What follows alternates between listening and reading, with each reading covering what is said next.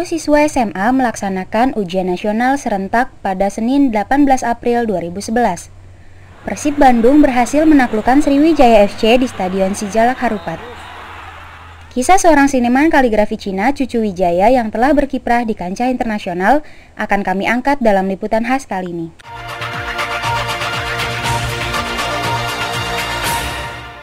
Selamat malam pemirsa, ketiga berita tadi dan sejumlah informasi penting lainnya telah kami siapkan untuk Anda. Bersama saya Disti Pratiwi, inilah kabar 14 malam edisi Minggu 1 Mei selengkapnya.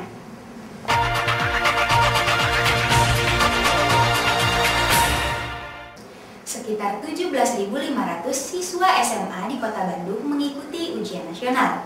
Ujian ini berlangsung selama 4 hari dari 18 hingga 21 April. Pada tahun ini, ujian nasional tingkat SMA berlangsung selama 4 hari dengan 6 mata pelajaran yang diujikan. Adapun nilai akhir kelulusan akan ditentukan oleh nilai ujian sekolah ditambah dengan nilai ujian nasional. Pemirsa, saat ini saya berada di depan SMA Negeri 5 Bandung, di mana baru saja selesai pelaksanaan ujian nasional hari pertama. Menurut pihak sekolah yang kami temui, pelaksanaan ujian nasional hari pertama berjalan dengan lancar. Adapun di SMA N8 Bandung, ujian nasional juga berjalan dengan lancar. Walaupun sempat tersiar kabar mengenai kebocoran soal, menurut Kepala SMA N8 Bandung, Dana Suryana Yasin, isu tersebut tidak terbukti.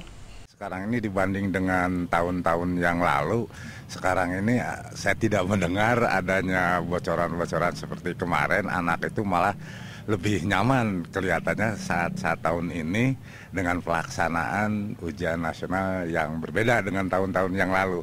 Jadi sebetulnya tidak mendengar ada isu-isu tentang kebocoran di Kota Bandung. Karlaisati Oktama, Adinda Rifiah, Hafian, Lucky Leonard melaporkan untuk Divia TV. Sementara itu, siswa SMP dan sederajat melakukan ujian nasional pada 25 hingga 28 April. Dan 4 mata pelajaran yang diujikan adalah Bahasa Indonesia, Bahasa Inggris, Matematika, dan Ilmu Pengetahuan Alam.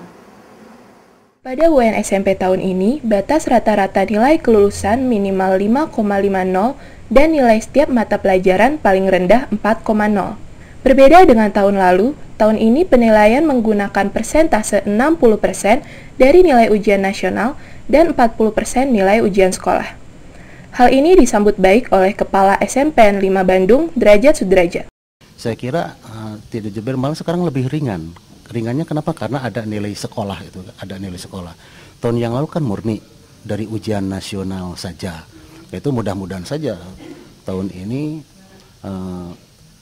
jadi bukan hanya SMP 5, seluruh Kota Bandung bisa lulus 100% lah. Dengan penilaian yang diserahkan kembali ke pihak sekolah, diharapkan seluruh peserta ujian nasional SMP di Kota Bandung dapat lulus dengan baik. Karlaisati Oktama, Nimas Arini melaporkan untuk Divia TV. Berita selanjutnya, pemerintah Jawa Barat melalui BPLHD Jabar melakukan uji emisi gratis bagi 1.000 kendaraan bermotor. Kegiatan tersebut dilakukan untuk mendukung program Jawa Barat Bebas Polusi 2013. Pemerintah Provinsi Jawa Barat melalui Badan Pengelolaan Lingkungan Hidup Daerah Jabar menyelenggarakan uji emisi gratis bagi 1.000 kendaraan bermotor. Kegiatan tersebut dilakukan dalam rangka menuju Jawa Barat Bebas Polusi 2013. Dalam sambutannya pada apel pagi, Gubernur Jabar Ahmad Heriawan menyatakan uji emisi massal ini diselenggarakan sebagai perwujudan komitmen pemerintah untuk menjadikan Jawa Barat sebagai grid provinsi di Indonesia. Sebagaimana misi keempat pembangunan Jawa Barat tahun 2008-2013, yaitu meningkatkan daya dukung dan daya tampung lingkungan untuk pembangunan yang berkelanjutan. Pemerintah Provinsi Jawa Barat telah menetapkan pembangunan di bidang lingkungan hidup sebagai salah satu prioritas dengan kebijakan meningkatkan upaya pemulihan dan konservasi. Pemerintah mengharapkan adanya penurunan kadar polusi sebesar 20% pada 2013. Adinda Rifiah, Lucky Leonard, M. Derajat Rizkina melaporkan untuk Divia TV.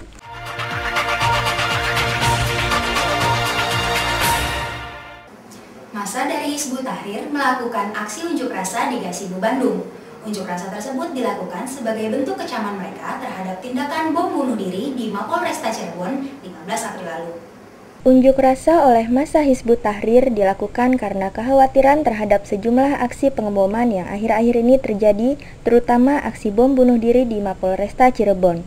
Mereka khawatir aksi bom tersebut dilakukan untuk mempercepat disahkannya Undang-Undang Intelijen. Hizbut Tahrir Indonesia menyatakan, yang pertama mengutuk dengan keras pelaku bom bunuh diri itu sebagai tindakan biadab dan bertentangan sama sekali dengan ajaran Islam. Kelompok Islam ini juga mengimbau pihak berwenang untuk segera menyelesaikan kasus ini sehingga tidak ada lagi yang mengaitkan kejadian tersebut dengan perjuangan Islam. Pemirsa, pada Kamis 21 April ini, massa dari Hizbut Tahrir Jawa Barat melakukan aksi unjuk rasa di Gasibu Bandung. Massa yang berjumlah sekitar 200 orang ini bergerak dari Pusdai pada pukul 9 pagi tadi menuju tempat ini. Mereka menuntut para pihak berwenang untuk segera mengusut tuntas siapa dalang dibalik bom bunuh diri yang dilakukan di Mapolresta Cirebon sebagai kecaman terhadap aksi tersebut. Demikian laporan kami, Adinda Rifyah, Leonard melaporkan untuk Divia TV. Rangkaian ibadah Jumat Agung dan Misa Paskah di Bandung berjalan lancar dan hikmat. Ribuan jamaah memenuhi gereja untuk memperingati kebangkitan Isa Al-Masih. Di Gereja Bethel, panitia mempersiapkan rangkaian Paskah sebaik mungkin. Persiapan tadi malam sejak 5 sore kita sudah adakan persiapan sampai jam 7 malam tadi malam. Dan sesudah itu dari keamanan, dari kepolisian juga ada, dengan dari pihak Gereja Bethel juga ada. Walaupun sempat ditemukan bom di Gereja Kris Katedral Serpong, Tangerang Kamis lalu, namun pihak kepolisian Bandung tidak memperketat keamanan di sekitar gereja. Pengamanan hanya sebatas di seberang gereja dan halaman pintu masuk utama gereja. Di Gereja Katedral Bandung, walaupun ibadah Misa Paskah cenderung lebih sepi dibandingkan dengan Jumat Agung, namun pihak gereja tetap mempersiapkan keamanan demi berjalannya rangkaian kegiatan. Pengamanan cukup ketat juga. Ada isu-isu di luar sini katanya banyak bom antisipasi. Jadi pengaman cukup banyak, kurang lebih ada 23 personil. Karaisa Tioktama, Nimas Arini melaporkan untuk Divia TV. Sementara itu, dari lanjutan kompetisi Indonesian Super League, Persib Bandung berhasil meraih poin penuh setelah mengalahkan Sriwijaya FC pada Jumat 22 April lalu dengan skor 1-0. Bermain di hadapan pendukungnya di Stadion Sijalak Harupat, Persib bermain agresif sejak menit pertama. Namun, pertahanan Sriwijaya cukup disiplin untuk menghalau semua serangan Persib. Peluang pertama bagi Persib terjadi di menit 22 hasil kerjasama Christian Gonzalez dengan Matsunaga. Sayang, dia sudah terjebak offside. Gol akhirnya tercipta di menit 34 ketika Persib mendapat tendangan bebas di luar kotak penalti. Milan Radovic yang bertindak sebagai eksekutor memberi umpan yang disambut sundulan Hilton Moreira. Skor 1-0 bertahan hingga turun minum. Di babak kedua, permainan kedua tim lebih hidup. Kedua tim bermain terbuka dan saling menyerang. Namun, hingga peluit panjang dibunyikan wasit Jimmy Nampitupulu, tidak ada gol tambahan yang tercipta. Manajer Persib Umuh Muhtar cukup puas dengan hasil ini, walaupun sebenarnya Persib bisa menang lebih dari 1-0. Sementara itu, pelatih Sriwijaya FC Ivan Kolev mengatakan Persib layak tampil sebagai pemenang dalam pertandingan ini. Dengan kemenangan ini, Persib naik ke peringkat 7 klasemen sementara ISL menggeser Persiwa Wamena, sedangkan Sriwijaya tertahan di peringkat kelima.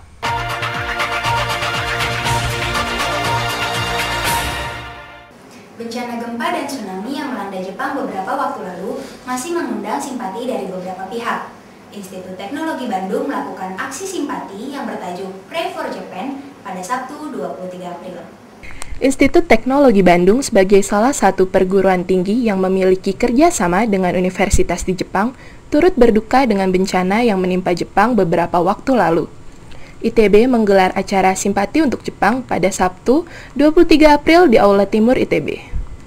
Menurut Ketua Pelaksana Acara Simpati untuk Jepang, Yudi Dharma, ITB memiliki hubungan yang baik dengan Jepang, mengingat banyaknya warga Jepang yang menuntut ilmu di ITB dan begitu pula sebaliknya. Jadi sementara di ITB itu tuh ada ya sekitar 200 orang alumni Jepang gitu yang jadi stafnya. Nah kemudian dengan adanya kejadian kemarin untuk gempa dan tsunami, ya tentunya ada suatu keinginan kita untuk menunjukkan simpati. Nah jadi acara ini ya salah satu wujud dari simpati, rasa solidaritas yang kita miliki gitu ya terhadap bencana gempa dan tsunami kemarin. Donasi dari warga ITB dan pengunjung acara ini akan diserahkan melalui alumni ITB yang berada di Jepang. Karlai Satyoktama, Hafian melaporkan untuk Divia TV. Tren event organizer dan promotor di kalangan mahasiswa cenderung meningkat. Berhubungan dengan hal tersebut, Korps Protokoler Mahasiswa Universitas Padjadjaran menggelar Protokol Fair 2011 di Balai Rumawat Unpad Bandung pada Kamis 21 April. Melanie Subono yang hadir sebagai salah satu pembicara di seminar Protokol Fair menyambut baik tren event organizer dan promotor di kalangan mahasiswa. Menurutnya, untuk menjadi seorang event organizer ataupun promotor, tidak hanya diperlukan modal materi semata. I.O. atau promotor itu udah bisa jadi satu lahan eksplorasi yang bagus banget gitu, dan chance-nya bagus, menurut gue prospeknya bagus, secara profit kalau lo jalanin juga dengan bener itu bagus, kenapa enggak? Gue sih senang-senang aja kayak, sering banget kan sekarang kampus-kampus mau fakultas apapun udah bikin seminar I.O. Promotor atau apapun, jadi buat gue sebenarnya it's a very good chance and it's a very good idea banget. Di Universitas Padjadjaran Bandung, para mahasiswa dari berbagai fakultas maupun jurusan rutin mengadakan event. Tak hanya dalam skala kecil saja, namun sudah ada pula yang berskala nasional dan internasional, seperti event Kampung Jazz yang digelar oleh mahasiswa Fakultas Hukum Universitas Padjadjaran. Perkembangan Kampung Jazz sampai saat ini, kalau misalnya dari tahun kemarin itu kita mengundang artis yang ber-indie label, sekarang kita bisa mengundang artis bermayor label kayak Tahiti itu. Tahun ke depan mungkin kita akan undang artis ber-Grammy label, jadi bukan cuma mayor label, tapi artis-artis sudah mendapatkan piala Grammy. Mungkin kedepannya akan lebih ke titik seperti itu. Karlai Satyoktama, Hafian, dan Lucky Leonard melaporkan untuk Divia TV. Kaligrafi Cina memang memiliki nilai seni yang sangat tinggi, namun keberadaannya di Indonesia belum banyak diminati. Dalam liputan khas kali ini, kami akan menyajikan kepada Anda sosok Cucu Wijaya, seorang seniman kaligrafi Cina yang berkiprah di kancah internasional. Dan pemirsa, liputan khas ini sekaligus menutup perjumpaan kita dalam Kabar 14 Malam. Saya Desti Pratiwi dengan segenap kru yang bertugas undur diri. Selamat malam dan sampai jumpa. Kaligrafi Cina atau yang orang awam biasa sebut dengan tulisan indah huruf Mandarin dalam budaya bangsa Cina sebenarnya sudah dikenal sejak 6.000 tahun yang lalu. Di Indonesia, kaligrafi Cina mulai dikenal luas seiring dengan tergulirnya reformasi. Kaligrafi ini mengandung makna dan filosofi tertentu bagi mereka yang mengerti. Bagi mereka, menekuni kaligrafi Cina tak hanya bermakna seni, tetapi juga mengandung unsur olah tubuh pada gerakan-gerakan tangan ketika menyapukan kuas. Konsentrasi yang tinggi dan ketenangan jiwa raga yang dibutuhkan juga menjadi daya tarik tersendiri dari kaligrafi Cina ini. Salah satu seniman kaligrafi Cina dari Indonesia yang sudah mengharumkan nama bangsa di kancah internasional adalah Cucu Wijaya. Di usianya yang ke-69 tahun, ia masih bergairah untuk menekuni dunia kaligrafi Cina. Yang paling mendorong saya adalah pada waktu Expo Shanghai itu tahun 2010 ya. 2010 Expo mengadakan itu kompetisi Chinese painting ke-1. Itu se-internasional 35 negara, kurang lebih lah 33-35. Nah, saya dapat dari juara pengharapan. Nah, yang kedua saya tulis lagi, dapat kedua. Nah, dari 7.500 kurang lebih karya. Di Jalan Banda nomor 37, Cucu biasa mengajar seni kaligrafi Cina pada anak-anak muda yang memang tertarik dengan seni tersebut. Cara mengajarnya yang unik membuat ia disenangi murid-muridnya. Ia membebaskan murid-muridnya berkreasi. Kaligrafi Cina memang belum bergaung di Indonesia, tetapi dengan semangat Cucu Wijaya mengajarkan seni kaligrafi Cina kepada generasi muda, ia berharap bisa memindahkan tongkat estafet seni kaligrafi Cina agar tetap bisa eksis di Indonesia.